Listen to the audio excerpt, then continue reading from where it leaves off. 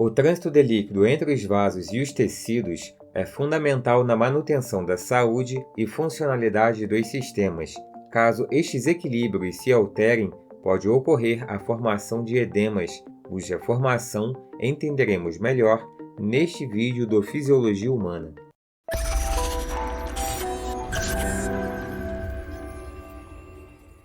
Edema é o acúmulo de líquido fora dos vasos, ou seja, no espaço intersticial. Este líquido acumulado no intertício provém dos vasos, e diferentes alterações podem levar à sua formação.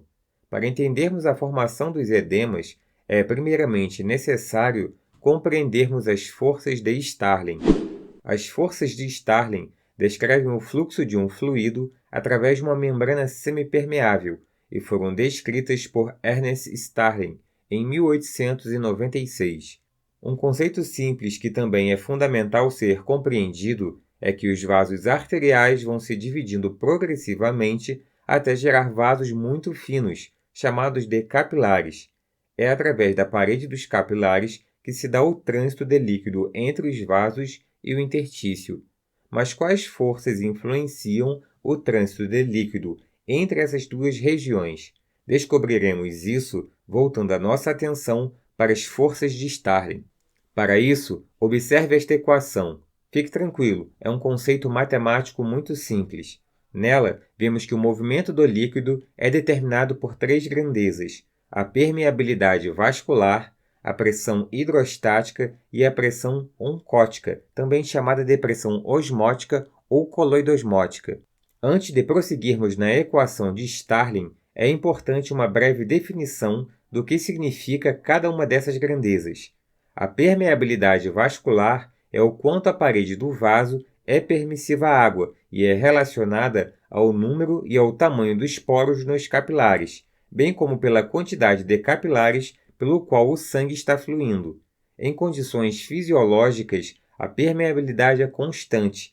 Se a permeabilidade aumenta, mais líquido consegue passar para o intertício e, consequentemente, pode ocorrer edemas.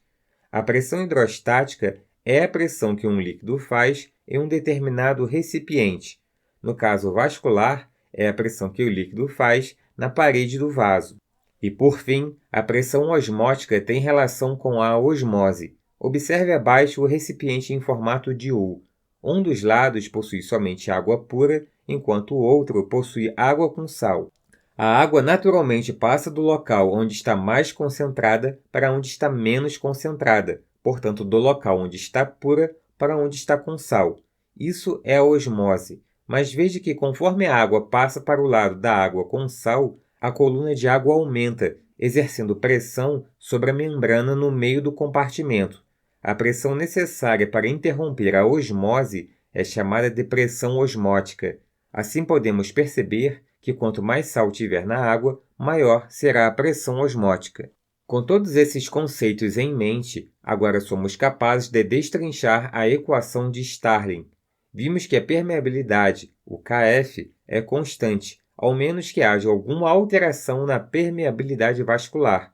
Desta forma, seu valor em condições fisiológicas é sempre considerado 1. Observando a equação, vemos que tem a pressão hidrostática do capilar e a pressão hidrostática intersticial. Lembre que a pressão hidrostática vai empurrar o líquido na direção oposta. Assim, a pressão hidrostática do capilar empurra o líquido em direção ao intertício e a pressão hidrostática do intertício empurra o líquido em direção ao capilar. O inverso é verdade para a pressão osmótica ou coloidosmótica. Esta pressão puxa líquido para a mesma direção, ou seja, se aumentar a pressão osmótica dentro do vaso, o líquido tende a entrar nele, e se aumentar a pressão osmótica no intertício, o líquido tende a ir para o intertício. Portanto, a pressão osmótica e hidrostática são forças que se opõem. Em condições fisiológicas, o resultado dessa equação é positiva, ou seja, ocorre um pequeno fluxo de líquido do sistema vascular para o intertício. Vamos entender melhor como isso funciona. Quando o sangue chega no capilar, a pressão hidrostática no vaso é maior que a pressão hidrostática intersticial. Os valores variam muito na literatura, pois depende do método de medida empregado, bem como do tecido avaliado. No capilar, a pressão hidrostática é de cerca de 30 milímetros de mercúrio e no intertício é de cerca de menos 3 milímetros de mercúrio. A pressão no intertício é ligeiramente negativa, pois o sistema linfático está continuamente removendo o líquido do intertício, gerando um efeito de vácuo. A pressão coloidosmótica do capilar é de aproximadamente 28 milímetros de mercúrio e a pressão coloidosmótica do intertício é de 8 milímetros de mercúrio. Assim, colocando os valores na equação de Starling, temos que na extremidade arterial há uma pressão positiva de 13 milímetros de mercúrio, o que indica que líquido passa para o espaço intersticial. Mas conforme o sangue vai passando dos capilares em direção às vênulas, a dinâmica muda. Como o sangue vai perdendo líquido para o intertício, a pressão hidrostática no interior do vaso cai. Assim, nas vênulas a dinâmica muda. O líquido tende a retornar para o vaso. Veja que na extremidade venosa, o valor da pressão hidrostática capilar é de 10 e os demais valores permanecem os mesmos. Esses valores jogados na equação de Starling dão um valor negativo de menos 7 milímetros de mercúrio. Veja que esse valor é bem menor do que a pressão que empurra o líquido para fora do capilar, no lado arterial. Mas isso é compensado pela maior permeabilidade das vênulas e pela maior quantidade das mesmas. Além disso, o volume que não pode ser absorvido pelas vênulas é absorvido pelo sistema linfático. Quando se faz a média geral dos capilares e vênulas, temos esse cenário. Portanto, na média global, há quase um equilíbrio entre capilares e vênulas. O pequeno balanço positivo é compensado pela presença do sistema linfático. Esse valor ligeiramente positivo é chamado de pressão efetiva de filtração, a PEF, e pode ser determinada pela seguinte fórmula: PEF é igual ao delta de pressão hidrostática menos o delta de pressão osmótica. Como visto na equação de Starling, na média global dos capilares e vênulas, esse valor é de 0,3 milímetros de mercúrio. Para sabermos a taxa de filtração, basta multiplicarmos o KF pela PEF. Em condições fisiológicas, a filtração será igual a PEF, pois o valor de KF é de 1. Compreendido o funcionamento fisiológico, podemos agora partir para a compreensão dos edemas. Há basicamente dois tipos de edemas, os intracelulares e os extracelulares. Os edemas intracelulares ocorrem com o aumento do volume de líquido dentro das células. Este tipo de edema não é o foco desta aula, pois não está diretamente relacionado com as leis de Starling já descritas. Vamos focar nos edemas extracelulares, aqueles que ocorrem no intertício, que são mais comuns e estão associados a alterações vasculares e hemodinâmicas, que agora podemos compreender.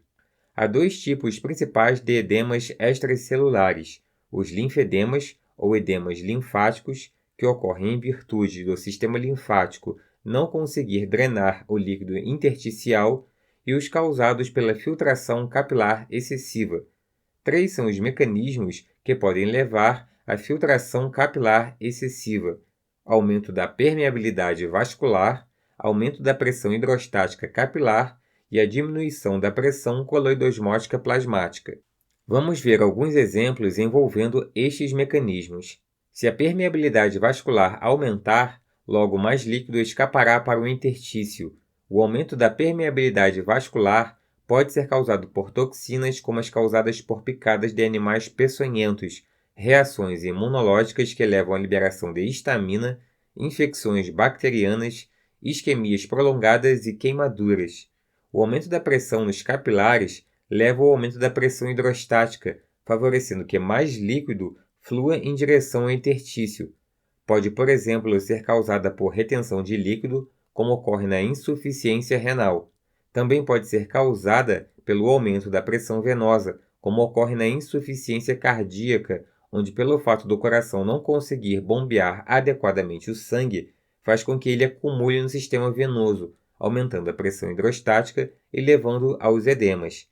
Também pode ocorrer em decorrência de paralisias musculares ou em pacientes que ficam acamados por longos períodos, já que a movimentação muscular ajuda no retorno venoso. Também pode ocorrer em decorrência de obstruções venosas, sendo a causa mais frequente as tromboses. A incompetência do funcionamento das válvulas das veias também pode levar ao mesmo problema. A diminuição das proteínas plasmáticas diminui a pressão osmótica do sangue, favorecendo a perda de líquido para o intertício. Pode ser causada pela perda de proteínas na urina, como as que ocorrem nas síndromes nefróticas, ou ainda pode ser causada pela incapacidade de se produzir proteínas, como as que ocorrem nas doenças hepáticas, como a cirrose. No caso dos linfedemas, uma das causas é a obstrução das vias linfáticas por parasitas. A filariose é uma destas doenças e a oclusão do sistema linfático impede a drenagem do intertício, levando ao edema. Tumores malignos também podem levar a edemas linfáticos, seja por compressão ou invasão do sistema linfático. Cirurgias para o tratamento do câncer, onde a remoção de tecido linfático, também são frequentemente associadas aos linfedemas. Embora vimos que diversos fatores podem levar ao edema, nosso organismo dispõe de mecanismos para evitá-los. Assim, quando um edema se instala, geralmente houve um distúrbio grave. O primeiro mecanismo é a baixa complacência do intertício. A complacência é a capacidade de variar volume em decorrência da variação da pressão. Isso quer dizer que quando começa a escapar líquido para o espaço intersticial, este pouco altera o seu volume, o que faz com que a pressão hidrostática no intertício aumente. A pressão hidrostática no intertício se opõe à filtração do vaso. Desta forma, para ocorrer a distensão do tecido, somente com um escape considerável de líquido para o intertício. Outro mecanismo é o sistema linfático, que pode aumentar a sua taxa de filtração em até 50 vezes. Assim, mesmo com o aumento do fluxo de líquido para o espaço intersticial, o tecido pode se manter livre de edemas com um aumento compensatório na absorção linfática. Por fim, outro mecanismo de proteção é a diluição das proteínas no intertício. Conforme o líquido se acumula na região intersticial, as proteínas desta região se tornam cada vez mais diluídas, levando à diminuição da pressão osmótica. A menor pressão osmótica favorece a permanência de líquido nos vasos. Os edemas podem ser facilmente detectados clinicamente. Um teste simples realizado na prática clínica é o teste de Cacifo, onde se realiza uma pressão da pele com o dedo e observa-se a formação de uma depressão, o que caracteriza um edema. Tecidos sem edemas rapidamente retornam à sua posição após o alívio da pressão, enquanto tecidos edemaciados demoram mais. Obrigado por assistir o vídeo e até a próxima.